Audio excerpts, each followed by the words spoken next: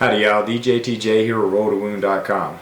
In this two-part battle report, I'll be taking my Soublight Gravelords to Allen, Texas to play in the LoneStar Open GT. The LoneStar Open is a 2,000 point, 5-round, 2-day tournament hosted by Frontline Gaming. We're using 3.0 rules and they already have the packet. We're only a few days out at the time of filming. So I'll have a link to my list and the blog post that covers all my thoughts, all the opponents lists, all the interesting lists, the best coast pairings links, and all the stuff on that blog post. So if you're interested in see opponents list, you're interested in see my list, they'll be there. With that said, next I will be covering my list that I am bringing in a pretty big detail. So if you're interested in the tactics that I'm thinking, how I'm going to use it, and what all I'm bringing, stick around for that.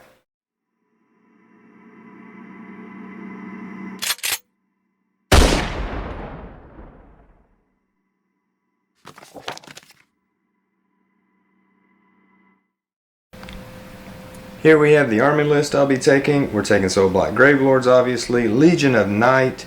Grand strategy is prize sorcery, and triumph is inspired. We have Nagash, doing Nagash stuff. We have a Vampire Lord, and this is a kit bash from a Life Taker back when you used to could take wings for him. I sort of kit bashed her up and made her.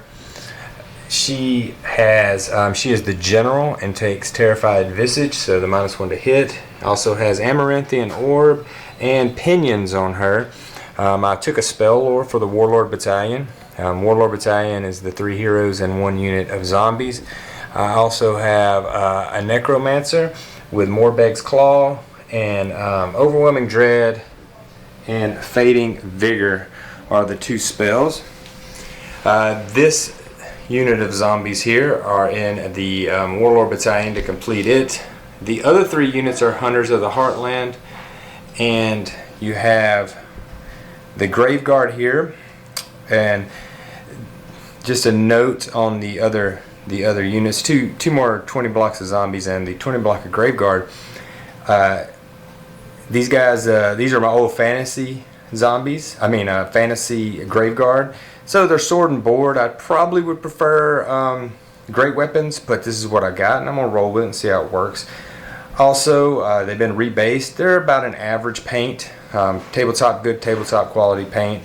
The zombies are a contrast and wash, so when we're looking at painting points, I'm probably gonna lose some for these guys because they're pretty rough. They're sort of a battle ready minus standard. The Nagash and the heroes, they're an above average standard. They're pretty solid. We also have the Spell Portal and the Endless Life Swarm. That completes my list. I'm sitting at 1990 for points.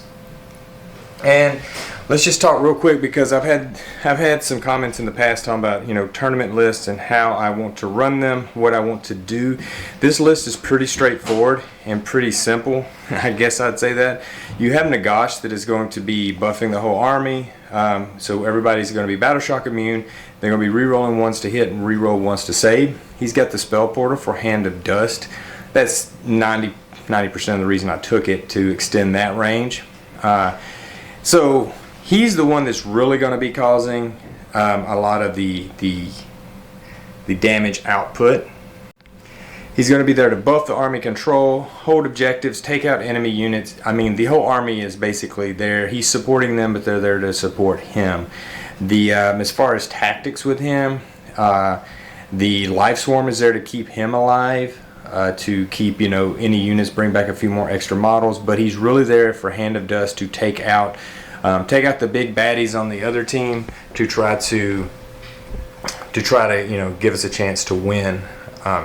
He's pretty good right now. He's very hard to kill unless you have a lot of mortal wounds you can throw at him, and that's really the only thing that's going to get through. He should be rolling most of the time with a 2-up armor save re-rolling 1s, and of course you could have a 1-up armor save re-rolling 1s if you were to get Mystic Shield and all-out defense on him. So very, very survivable there.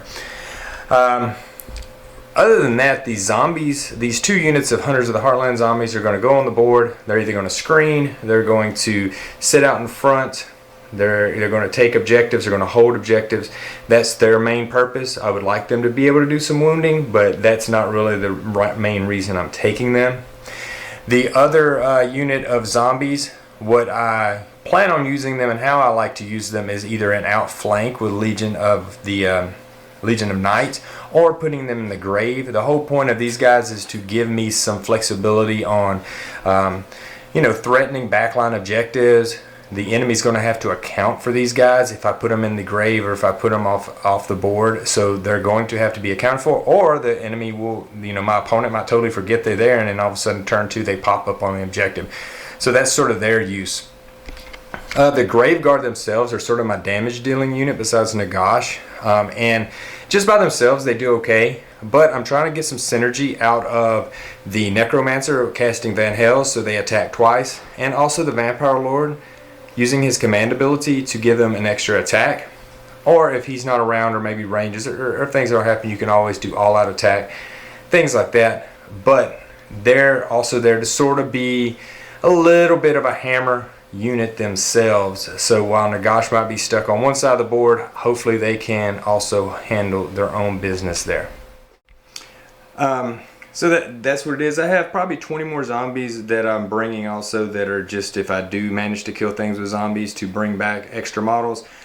I have no thought that this list is optimized. This is sort of, hey, I really wanted to bring Soulblight, I wanted to bring Nagash, and what I had painted and available. There would be some tweaks if I had, a little bit more time. I'd have some tweaks maybe I would do here. But all in all, I think the list is going to hit hard. It's going to give some opponents a lot of trouble, especially Nagash. Some lists just can't handle him. Another list laugh at him. Sons of Behemat, they don't really care because Hands of Dust don't work on them. So I have some hard counters as well. I really think that, I'm hoping to win 3 games. That's what I always shoot for to GT. I don't think this is a 5 game winning list, but of course in Age of Sigmar, as always, it's all about matchups and missions. So if I draw really good matchups on missions that I'm good at, or maybe the missions I have trouble with, I have an opponent that I can deal with easily, that's how you win.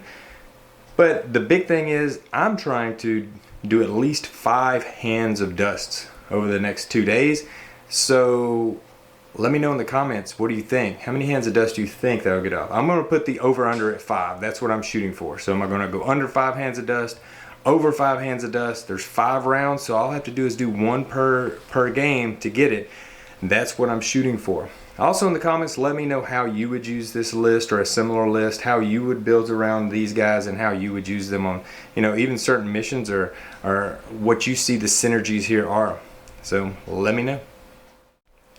Here's the full army on the display board. I've been playing around with some setups. I'm probably going to offset Nagash from the Grave Guard, but this is what you got. This is a pretty small display board. It is pretty packed, but this is my travel display board that matches this army. My death are all based in the same sort of basing. So there you go. So that's my 2,000 point Soublight Gravelords list, led by Big Bone Daddy himself. You've heard my thoughts on sort of my tactics and how I'm going to try to use it. I will say that I haven't had too many games with the Soulblight, even though I've done a lot of the tactics. I've been playing OBR, I've been playing Zinch if you've been following my battle reports. So I've had a couple test games with these guys. So I'm still learning, and I'm probably going to make some mistakes with it, and that's totally fine. Hoping to win 3 or more games. That's what I'm shooting for. But it's a GT, and mission and matchups, you never know what's going to happen. I could come out of there with... I could go 0 for at this tournament. So I'm just hoping to get out there and have some fun games, hand to dust some enemy models, and see what happens. Let me know in the comments what you think that this list composition, how well you think it's going to do. Let me know what you would change about this list, and how you would play it, or what tactics that you would bring to the table. Alright, so next up, let's look at some games.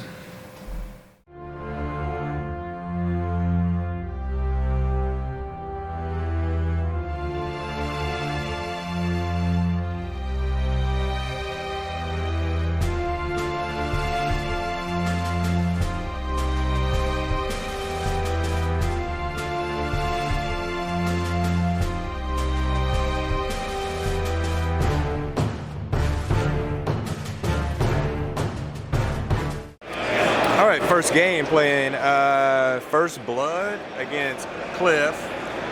Harambe's hero, he's got the Sons of Behemat, so was hoping not to face them so early in the tournament, but it looks like we didn't get our wish. We got the board set up. I picked Defender and was able to set up some terrain, and I've got my gravesides out. We're going to go to deployment now. So we got our deployment out, sort of stacked some Graveguard zombies out front. When I set up terrain, I set out the taller terrain to try to negate some of the giant movement, but it also works against me as well. So that, I think I'd rather play defensively against these guys. I got one unit of zombies in outflank, and there you see the giants. So, with Mr. Pope, who's going first? All right, so Cliff gave me the first turn, and I'm taking aggressive expansion to take that point over there and that point over there, because the points are guaranteed if I can spend the CP. Well, it was bound to happen. I lost a little bit of footage from the tournament. I was hoping it wasn't so soon, but here we go. Here's a still shot of a sort of my end of my turn one. I had moved the bottom set of zombies out from outflank to take that bottom point. I ran the zombies up top to take that top point, shuffled everyone up, buffed Nagash, and that's pretty much all that really happened. He did miscast and do a couple wounds to himself, but I'm in a defensive position. I scored my battle tactic. Now we're on to Sons of Behemat, turn one. All right, Chris completed his turn. He just sort of shuffled these two giants around, came over here, moved the gate crasher, gate breaker up in the into the middle point.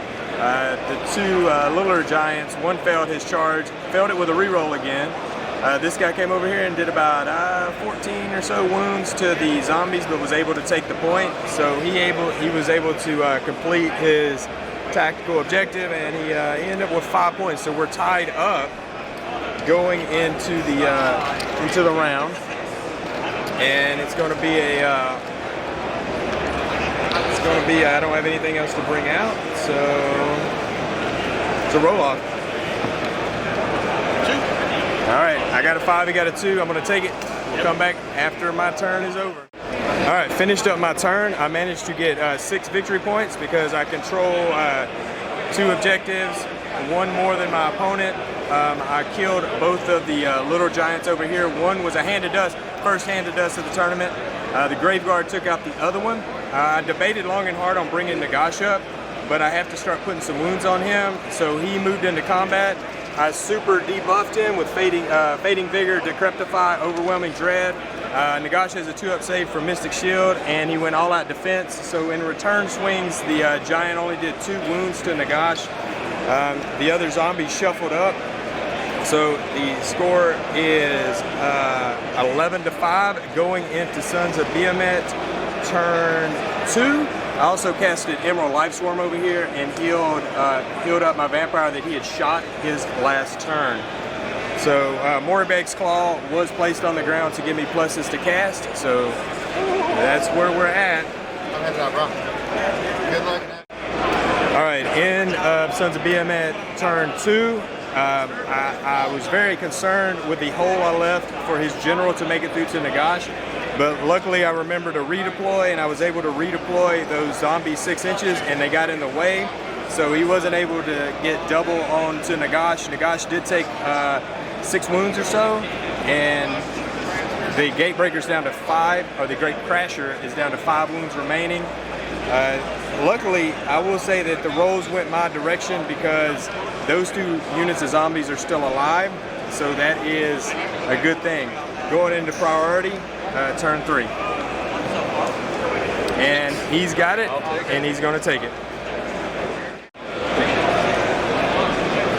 3 for the battle tactic, 1 for the... All right, so Cliff had his turn. The Gate Crasher there died. He didn't really do any wounds to Nagash because he was super debuffed on his last profile. I got lucky and he did not shoot the zombies off, but his battle tactic was to destroy them, so he ended up destroying them with his general, but the general didn't make it into combat with Nagash. And then over here, that unit of zombies is gone, so I'm down 2 units of zombies.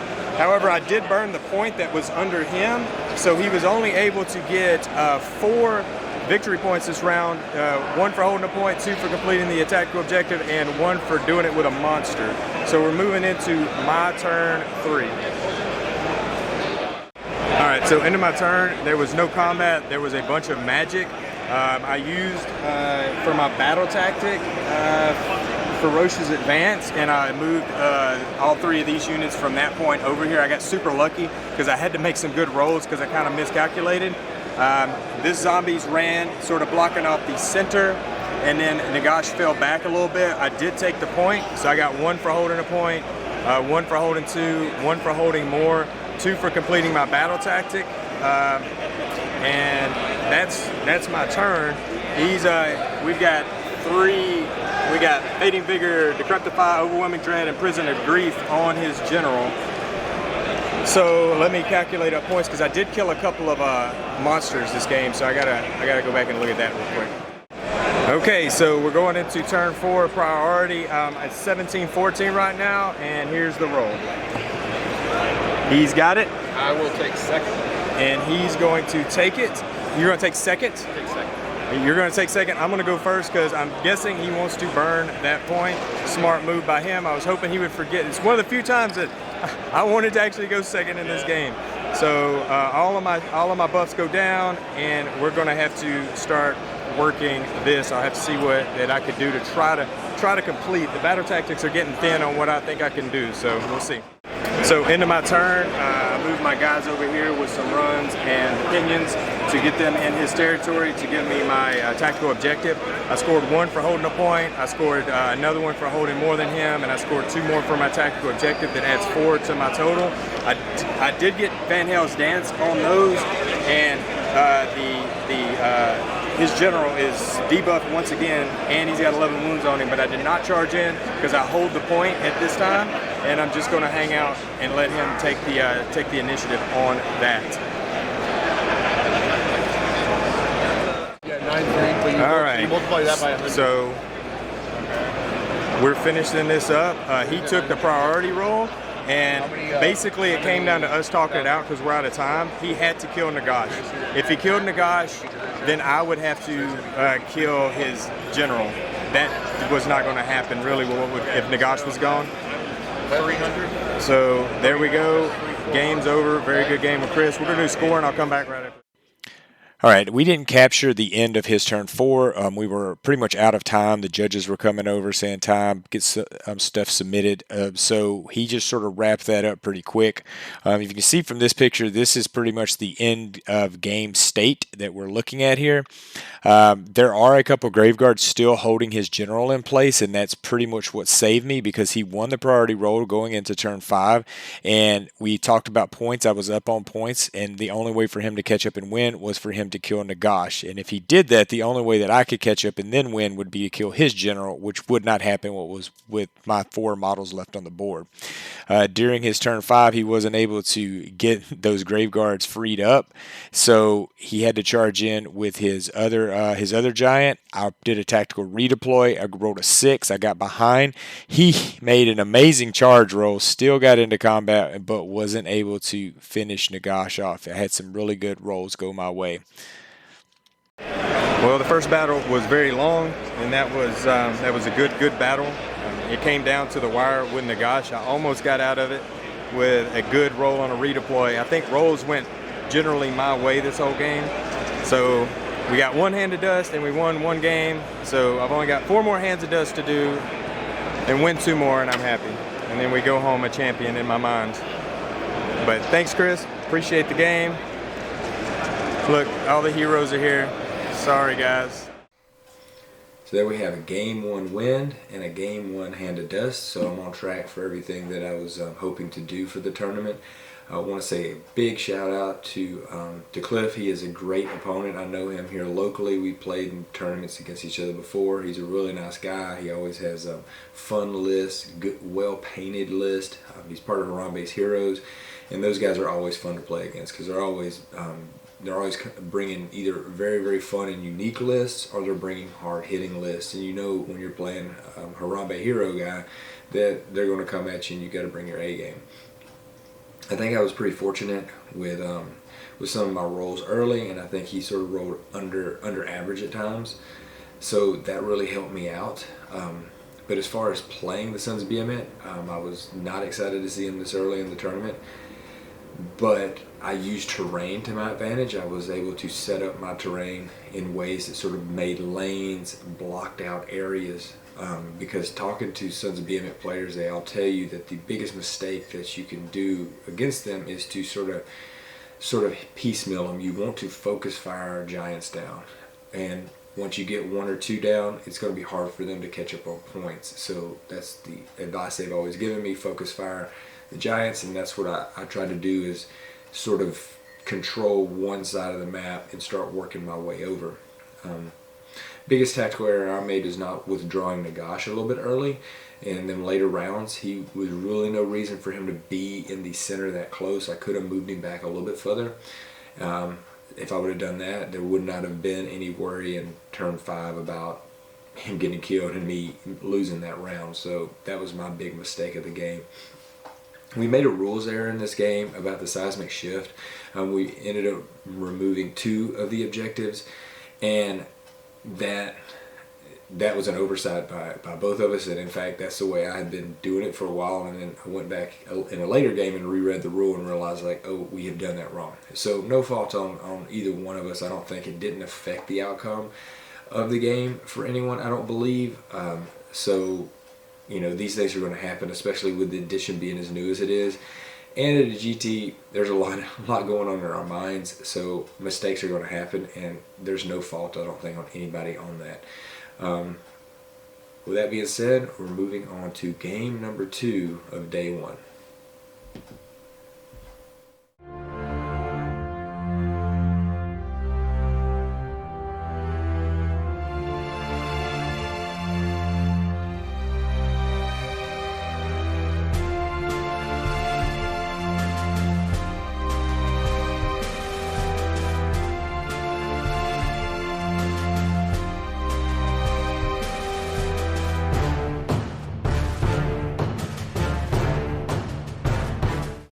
Alright, we're off to round 2. I'm playing Power Struggle against Mr. Patrick over here. Patrick has, he's running Maw Tribes, and he has one of my favorite heroes in the game. Another one that is super hard to hand to dust, so he's got that going for him. Sort of deployed here, I put the Grave Guard and a unit of zombies in the grave. He outdropped me, he was a 2-drop, so he's going to get choice of who goes first. Who's going first? I've got first turn, so I'm going to figure out what I'm doing and let's get to it. Okay, I finished up my turn. I got my Battle Tactic Aggressive expansion for holding my 2 points. I popped up this unit of zombies over here. I'm still holding the Grave Guard back, and basically took that point. Nagash has got a bunch of arcane bolts and a +1 save, but I was just really cautious. I mean, you can't do much on this one right now, and he was a little bit too far back for any of my spells. So right now, we're just waiting for him to pick his battle tactic and figure out what he's going to smash first. All right, completed Ogre's turn 1. I was able to kill the Stonehorn with attacks from Nagash and the arcane bolts. Kragnos came in, they wiped that center unit of zombies, they're gone. And he's moved everything up. He failed a long charge over there. Those guys made their charge. So now it's coming down to priority, because if he gets it, oh, it's going to be very bad. I got a 4. 2. Yep, and I have to take that, and we're in turn 2, so we can't burn points yet. Nope. So we're going to Soulblight turn 2. Alright, so my turn, I only scored 3 points because I could not kill that unit, battle line unit back there. We hit him hard, it just didn't work out. So there's 2 left. I did take, the only saving grace was I did take the point. I missed the Hand of Dust over here.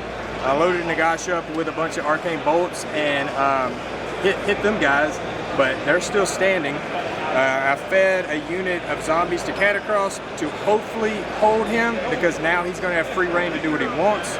They did not. There was 30-something wounds put on him. This unit of zombies actually performed pretty good. they came in and did 8 wounds to Stonehorn, and they only took 5 in return, so that's pretty awesome. But right now, it's going to be Maw Tribes' turn, and Big Boy can do whatever he wants. So we'll see if Nagash lives any further. And I did not get my hand of dust, which is super disappointing. But moving on. All right, go ahead, man. Hero phase.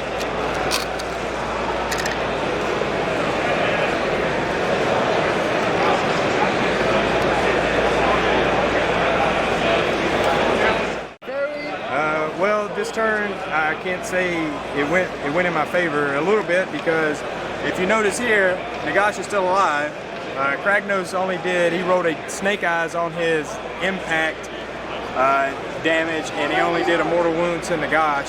So the bad thing is Nagash did not finish that unit yet. The zombies, there was 1 zombie left. I was able to bring these guys back last turn, which I didn't talk about. He pulled that guy back. He ended up scoring 3 this turn because he scored 3 this turn because he held more than me, and he's actually held that one for both of his turns. If Kragnos, man, Nagash has got 11 wounds on him, so we're running out of options. We're going into turn 3 and doing the roll off. 6. 3. I'll take the double turn. Yep, double turn has been given away, so I'm going to have to burn a point, and we'll see if I can do anything this turn. All right.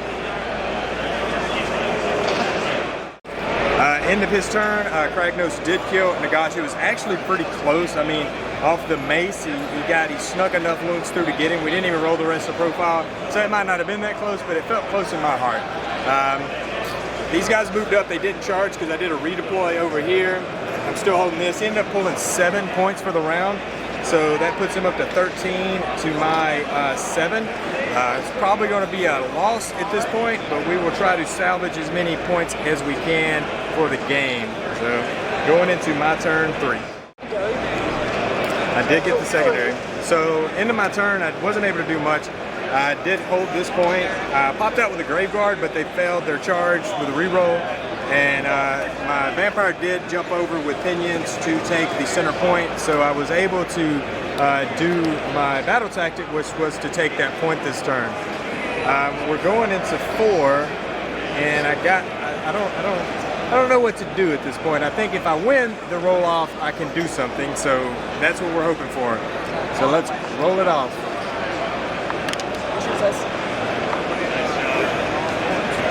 Got a 2 to 3. He's taking it. So this turn is going to be pretty nasty, I think, to me. All right. Turn recap for turn 4. The top of turn 4 of my question. They basically wiped out that unit back there. Kragnos had a super long charge, didn't attempt to make it. These guys just sat on the points. He collected 5 points for his battle tactic of retaking the center point, and I was able to bring back some zombies on my roll. But really, going into my turn, I've sort of already started moving. So my turn 4, I moved the Graveguard up.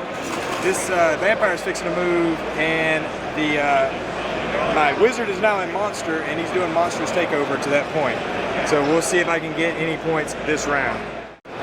All right, so my turn, basically the only thing that really happened in turn 4 was I killed the ogres over here, and I did take the point with Monster's Takeover.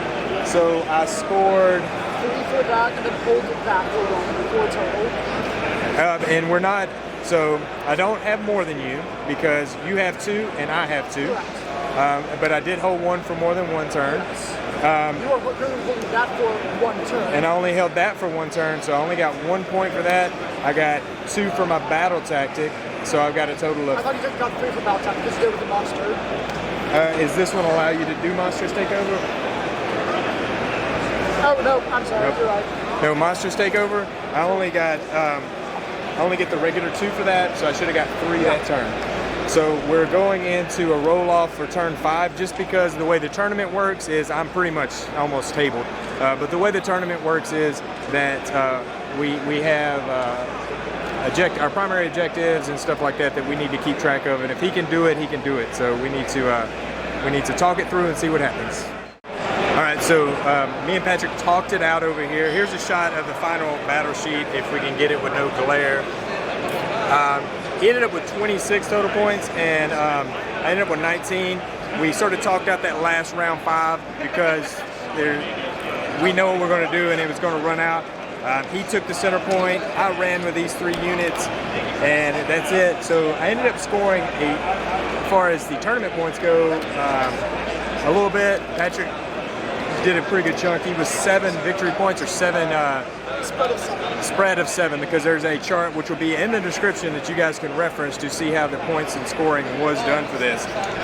The game was a little bit closer at the end than I thought it was going to be, because once Nagash goes down, it's usually game over. But this we were able to do some points, so not a bad deal. We're moving on to turn 3.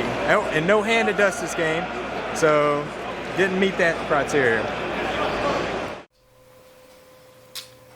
So there you have my round 2 loss to Maw Tribes and Kragnos. I'm 1-1 at this point, and the biggest thing that got me upset was I didn't get my hand of dust off that game, partially because I failed the first one and partially because Nagash died so early. There's probably some of you sitting at home screaming at your screens, why did I move Nagash up so far? Why was I so aggressive? Huge tactical mistake on my part. I honestly don't know what I was thinking. I should have pulled him back. I had the opportunity on turn 2 to pull him back, set up another screen, buy a little bit more time to handle Kragnos.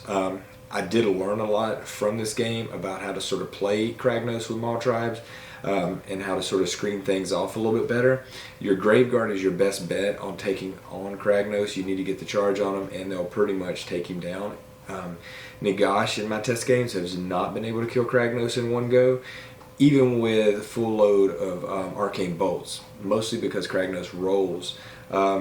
He rolls against each one of those bolts, and if he rolls 3 dice, and if he rolls over the casting value, that bolt doesn't go off, so you can only expect to get maybe 1 through.